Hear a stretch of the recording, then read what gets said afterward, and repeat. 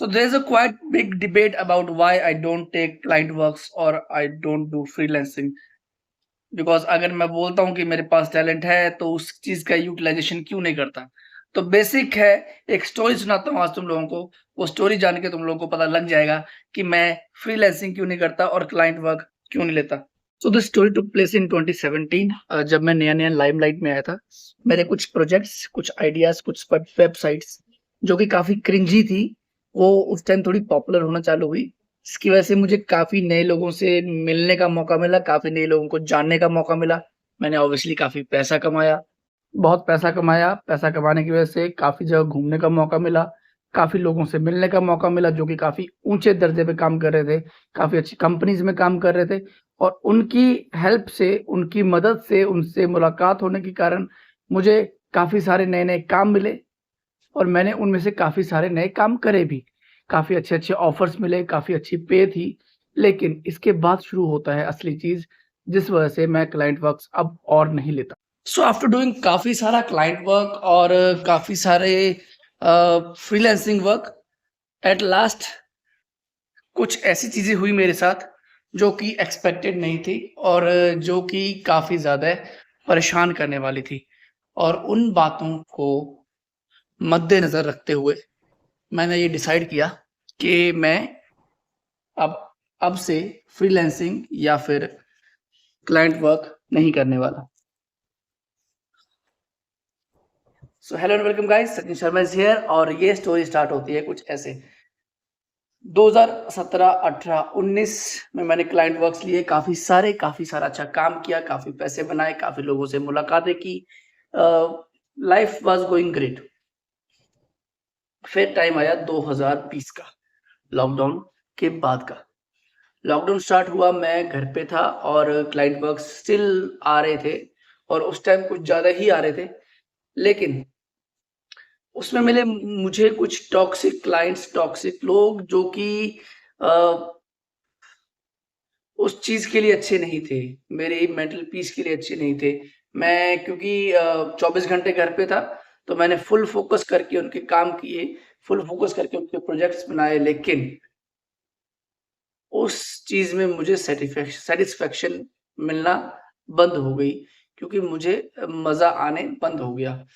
कुछ रीज़न्स थे कि कई बार जो क्लाइंट्स थे वो पेमेंट अटका देते थे, कई बार जो क्लाइंट्स थे उनको कुछ चीज़ें समझ नहीं आती थी, कई बार क्लाइंट्स की एक्सपेक्टेशंस उनके बजट से बहुत ज़्यादा होती थी।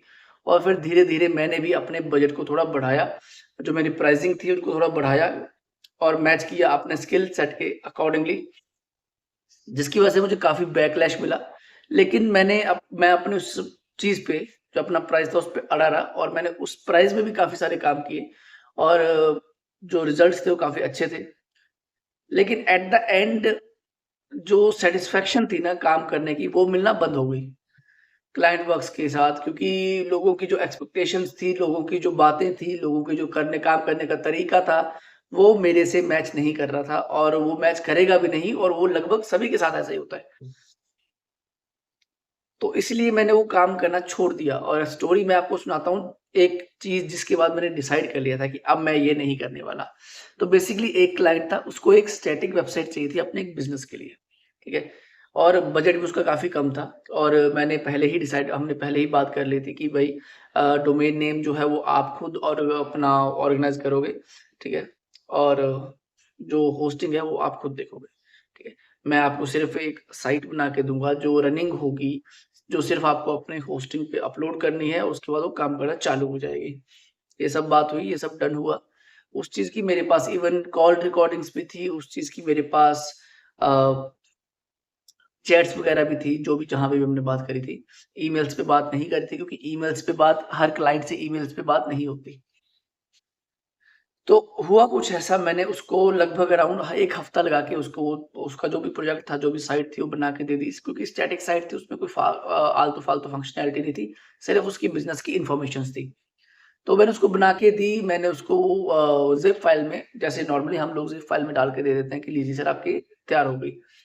तो जो बात हुई थी डिसाइड, वो उससे मुकर गया, कहता ये तो ऐसे जब उसका बिज़नेस का नाम डॉट कॉम पे नहीं आ रही आनी चाहिए।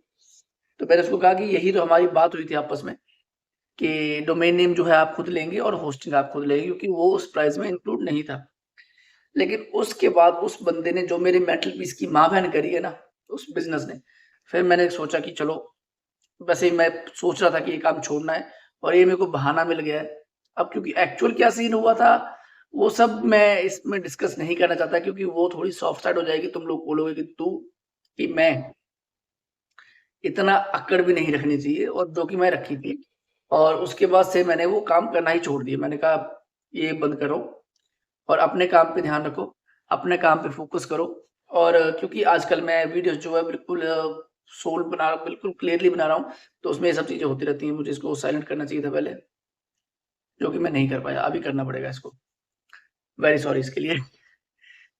तो क्योंकि आजकल मैं वीडियोज़ को रॉ रख रहा हूँ, कोई एडिटिंग नहीं, कोई कुछ नहीं, तो सीधा डायरेक्ट जो है मैंने वीडियो बनाई है और अपलोड करता हूँ, तो ये सब चीज़ें मैं इसमें से हटाने वाला नहीं हूँ। तो बस यही थी एक स्टोरी, यही था एक क्या कहते हैं उसको, वॉक थ्रू, कि मैंने क्लाइंट वर्क्स लेना छोड़ दिए, क्यों मैंने फ्रीलांसिंग करना छोड़ दी। और अब बस इतना सा ही था। मिलते हैं आपसे अगली वीडियो में। होप आपको पता लग गया हो कि मैं क्यों नहीं लेता। और स्टिल अगर आपके पास क्लाइंट वर्क है और आपको लगता है कि आपको मेरी ज़रूरत है इस चीज़ के लिए, अगर आपको लगता है कि मैं फिट बैठूँगा आपके काम के लिए, तो आप मुझे ज़रूर कॉन्टैक्ट कर सकते हैं। उसमें कोई परेशानी नहीं है। थोड़ा जो प्राइस है मेरा थोड़ा प्रीमियम साइड है, लेकिन उस प्राइस की ही चीज़ मैं आपको प्रोवाइड करूँगा। जो आप मेरे को पे करोगे, उससे बेटर चीज़ आपको मिलने वाली है। लेकिन मैं प्रेफ़र करता हूँ कि मैं क्लाइंट वर्क्स ना लूँ।